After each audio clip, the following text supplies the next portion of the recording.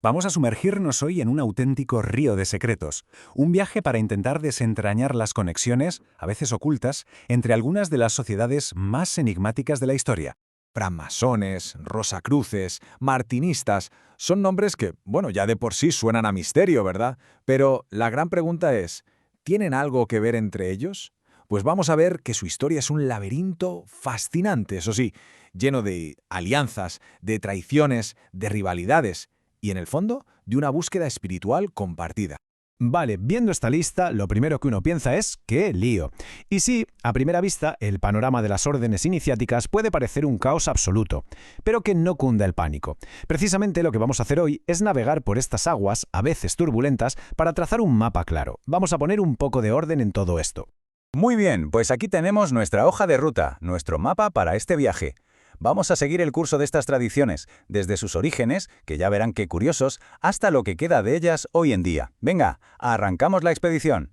Empezamos por el principio, esta red intrincada de secretos. Vamos a intentar trazar un rumbo claro a través de una historia que, de primeras, parece muy compleja. Y para encontrar la fuente de este río, el origen de todo, tenemos que hacer un pequeño viaje en el tiempo. Nos vamos a la Europa medieval, a pie de obra de las grandes catedrales, para conocer a sus constructores, los gremios de canteros. Y es aquí donde sucede algo fundamental, la primera gran transformación. Pasamos de los masones operativos, los que de verdad ponían piedra sobre piedra, a los masones especulativos. ¿Qué significa esto? Pues que las herramientas físicas, el martillo, el cincel, dejaron de usarse para construir catedrales de verdad y se convirtieron en símbolos, en metáforas, para construirse a uno mismo, para el perfeccionamiento moral e interior.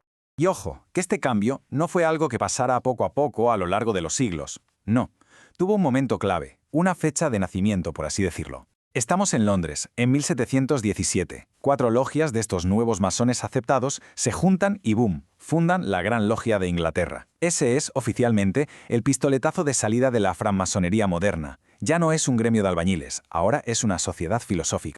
A partir de aquí, nuestro río, el de la masonería, empieza a ramificarse, a crear afluentes.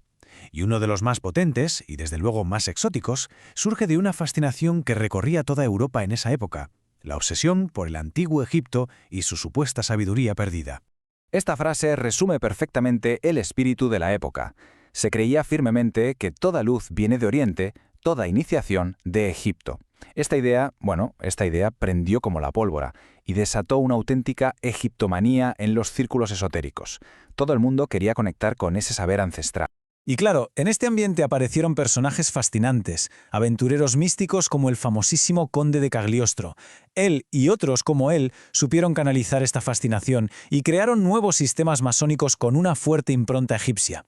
De todos ellos, quizás el más famoso fue el rito de Misraim, que nació en Italia y, prometía ni más ni menos que desvelar los secretos de los faraones. Y aquí viene una de las grandes diferencias. A ver, la masonería que llamamos tradicional tenía sus 3 grados de siempre, aprendiz, compañero y maestro. Pero estos nuevos ritos egipcios eran otra cosa. Eran como escaleras interminables hacia el conocimiento, con jerarquías complejísimas que se iban hasta los 90 grados e incluso más. Es que solo hay que echar un vistazo a los nombres de algunos de estos grados para alucinar. Príncipe del Zodíaco, Caballero del Fénix, Sabio de Heliópolis. La verdad es que suena más a los personajes de una novela de fantasía que a un gremio de constructores, ¿a que sí? El cambio es brutal. Pero vale, no todo era Egipto. No todas las corrientes de nuestro río desembocaban en el Nilo. Hubo otro afluente importantísimo, el martinismo, que se fue por un camino muy diferente. Un camino que se adentraba en una cosmología mística, pero de raíz profundamente cristiana. La clave de todo el martinismo está en esta idea, la reintegración de los seres. ¿Y qué es esto? Pues, explicado de forma sencilla, es la creencia de que la humanidad en su origen estaba en un estado divino, perfecto, y que por alguna razón cayó de ese estado. Así que todo el propósito de la vida y de su camino iniciático es encontrar la forma de volver, de reintegrarse en esa unidad perdida con lo divino. Este concepto se puede ver casi como un drama cósmico en 3 actos. El primero, la emanación. Todo es perfecto, los seres espirituales emanan del Creador. Acto 2, la prevaricación, el drama. El ser humano, por un mal uso de su libre albedrío, cae y queda atrapado en el mundo material.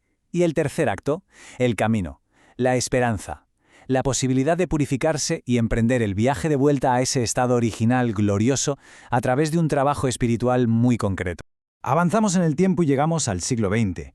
Y para entonces nuestro río ya no es un río, es un delta gigantesco, con cientos de brazos, arroyos y corrientes que van cada uno por su lado. Ante esta fragmentación surgió un intento muy ambicioso de poner orden, de volver a unir las corrientes que se consideraban a sí mismas las auténticas. Y de ese intento nació la FUDOSI, en 1934. Para que nos hagamos una idea, era como una especie de Naciones Unidas o una OTAN de las sociedades secretas.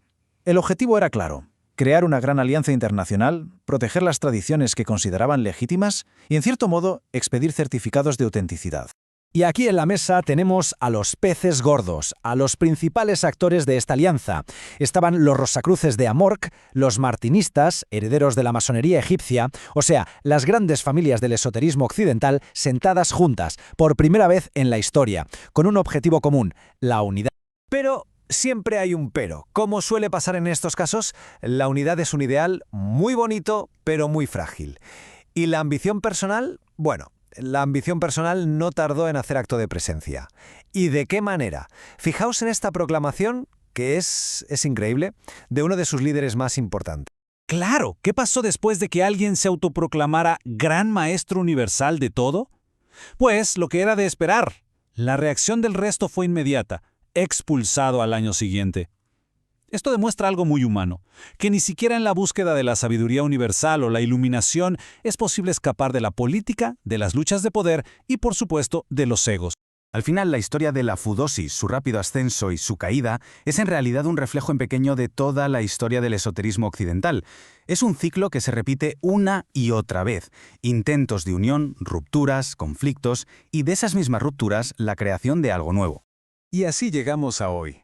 El río de los secretos no se ha secado, sigue fluyendo, sigue ramificándose. Esa red tan enmarañada que veíamos al principio no es una foto fija del pasado, es un organismo vivo, que respira y que sigue evolucionando con cada nueva generación de buscadores espirituales. Y así, al final de este recorrido, nos queda una gran pregunta en el aire, una pregunta que lo envuelve todo. ¿Son estas sociedades realmente las guardianas de una sabiduría ancestral? ¿Un conocimiento perdido en la noche de los tiempos? ¿O es toda su historia, con sus dramas, sus alianzas y traiciones, simplemente el reflejo de algo muy humano, nuestra ambición, nuestros sueños y, sobre todo, nuestra búsqueda interminable de un significado más profundo? La respuesta, me temo, quizás, sigue oculta en